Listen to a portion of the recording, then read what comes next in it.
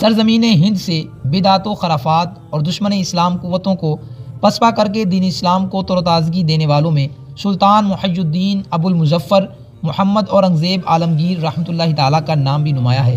سلطان محمد اورنگزیب عالمگیر رحمۃ اللہ تعالیٰ 1027 ہجری بمطابق 24 اکتوبر 1618 عیسوی صبح گجرات کے شہر داہود ہند میں پیدا ہوئے۔ آپ رحمۃ اللہ تعالیٰ نے حضرت مجدد الف ثانی رحمۃ اللہ تعالیٰ کے صاحبزادے حضرت خواجہ محمد معصوم سرہندی رحمۃ اللہ تعالیٰ کے ہاتھ پر بیعت کا شرف پایا۔ آپ رحمۃ اللہ تعالیٰ عالم و فاضل، عابد و زاہد اور مجدد وقت ہونے کے ساتھ ساتھ ایک بہادر، بردبار اور خوف خدا رکھنے والے بادشاہ تھے۔ ہند افغانستان پر آپ کی حکومت تھی۔ 50 سال 1 ماہ 15 دن تک منصب اقتدار پر فائز رہنے کے بعد 1118 ہجری بمطابق 11 فروری 1707 عیسوی میں انتقال فرمایا۔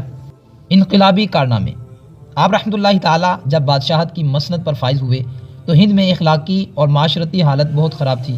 توہم پرستی، الحاد یعنی بے دینی، جوا، ناجائز ٹیکس، بھنگ کی کاشت، شراب نوشی اور بدکاری عام تھی۔ آپ رحمۃ اللہ تعالیٰ نے ان برائیوں کا خاتمہ کیا۔ نمبر 2، گانوں اور برائیوں کے پروگرام بند کروائے۔ نمبر 3، مغل دربار میں دھوم دھام سے منائے جانے والے جشن نوروز پر پابندی لگائی۔ نمبر 4، حرام و حلال کاموں سے روکنے کے لیے باقاعدہ محتسب شرعی کا عہدہ قائم کیا، جس کے تحت لوگوں کو دین کے فرائض ادا کرنے کی تلقین کی جاتی اور معاشرتی برائیوں، شراب اور جوئے وغیرہ سے روکا جاتا۔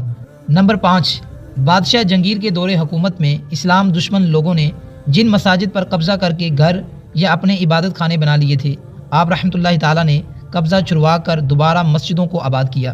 نمبر 6، اپنے دور حکومت میں شمسی کیلنڈر کے بجائے قمری کیلنڈر یعنی سن ہجری کو رواج دیا۔ نمبر 7، علم دین کی ترویج و اشاعت میں بھی خوب کردار ادا کیا۔ نئی نسل کو بے راہ سے بچانے اور علم دین سے آگاہی کے لیے چھوٹے شہروں، قصبوں اور بستیوں میں سرکاری خرچ پر مدارس قائم کیے۔